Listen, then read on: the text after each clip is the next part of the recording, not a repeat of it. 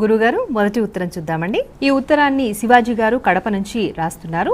గ్రహ దోషాలు తొలగిపోవాలంటే ఏం చేయాలి తెలియచేయండి అని కోరుతున్నారండి. గ్రహ దోషాలు అంటే దోషాలు మనకు గ్రహాలకు కాదు. అంటే మనం పుట్టిన సమయంలో ఆయా గ్రహములు మన లగ్నాన్ని బట్టి ఉన్న స్థానాలను బట్టి కొన్ని దోషాలు జ్యోతిష్ శాస్త్రం వివరించినది. ఆ స్థానంలో ఆ గ్రహం ఉంటే చాలా ఇబ్బందులు కలిగిస్తుంది.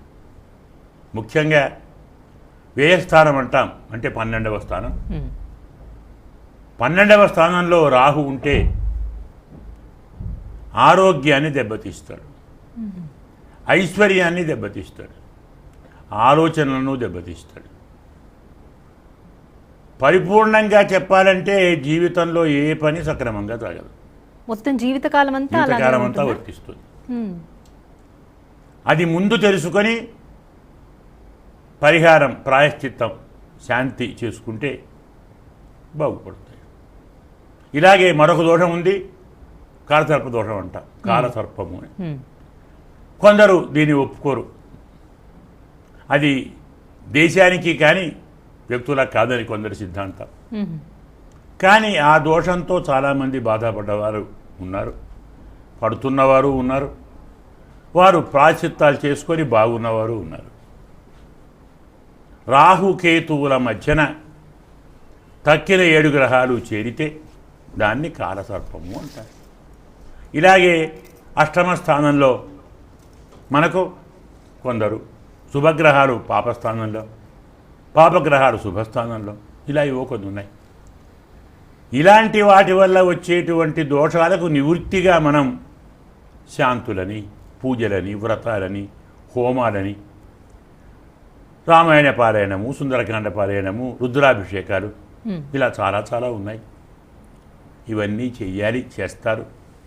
కొందరు అంటారు పుట్టినరోజు దోషం ఎలా పోతుంది శాంతి చేస్తే మాత్రం అని వారి సందేహం. పుట్టగానే వచ్చిన జబ్బు మందులతో పోదా? ఇదో జబ్బు అంతే హాయిగా పోతుంది. గ్రహ దోషాలు ఎందుకు వస్తాయి? ఇప్పుడు చెప్పుకున్నాం. సమయం మంచిది కాకుంటే, నక్షత్రం మంచిది కాకుంటే, తిథి మంచిది కాకుంటే, వారం మంచిది కాకుంటే, మనం పుట్టిన సమయంలో గ్రహాలు మంచి స్థానంలో లేకుంటే, ఇవన్నీ బాగున్నాయి. అలాంటి సమయం ఎందుకు పుట్టాం మనం? మన ఇష్టమా పుట్టడం? వారిష్టమా? అవును, వారిష్టం. మరి ఎవరికి శాంతి చేయాలి? పూజ వారికి చేయాలి, వీళ్ళకెందుకు? అంతే. ఇది ఒక సమాధానం. మరొకటి, అలాంటి సమయంలో మనం పుట్టామంటే, మనపై ఆ గ్రహాలు దుష్టస్థానంలో ఉన్నాయంటే, మనం ఎలాగూ బాధ్యులం కాదు. కాబట్టి ఎవరు బాధ్యులు? మన పుట్టుకకు తల్లిదండ్రులు బాధ్యులు. తల్లిదండ్రులు, స్వామి. వారి అనాచారం మన గ్రహచారం. వారు చేసిన పొరపాట్లు మనకు గ్రహపాట్లు. వారు చిన్న తప్పులు చేస్తే మనకది పెద్ద శాపంగా మారుతుంది. ఒక నాన్నగారే కాదు, అమ్మగారే కాదు, తాతగారి పాపాలు, ముత్తాతగారి పాపాలు, వారి నాన్నగారి పాపాలు, అంటే అటు 7 తరాలు ఇటు 7 తరాలు కాకుండా కనీసం ఒక 4 అనుకుందాం. 7 ఉంటే మరీ మంచిది. కాబట్టి అంతవరకున్న వారు చేసిన పాపాలు కూడా మన జీవితంలో కష్టాలకు, బాధ అనుభవానికి కారణమవుతాయి. మనం చేసిన పాపాలే కాక వారి పాపాలు మనకు వర్తిస్తాయి. ఈ మాట అనగానే చాలామంది ఏమంటారు, అన్యాయం కదండి, మన పాపాలే ఇన్ని ఉన్నాయి, ఇంకా ఇవన్నీ మోసుకోవాలా, ఇది అన్యాయం కదా వెంటనే అంటారు. మరి పొరపాటున ముత్తాత గారు బ్యాంకులో 50 కోట్లు పెడితే అవి మాత్రం తీసుకుంటారు. మనకేనా అది అన్యాయం కదా? నువ్వు సంపాదించావా? అది నీ ఆస్తే.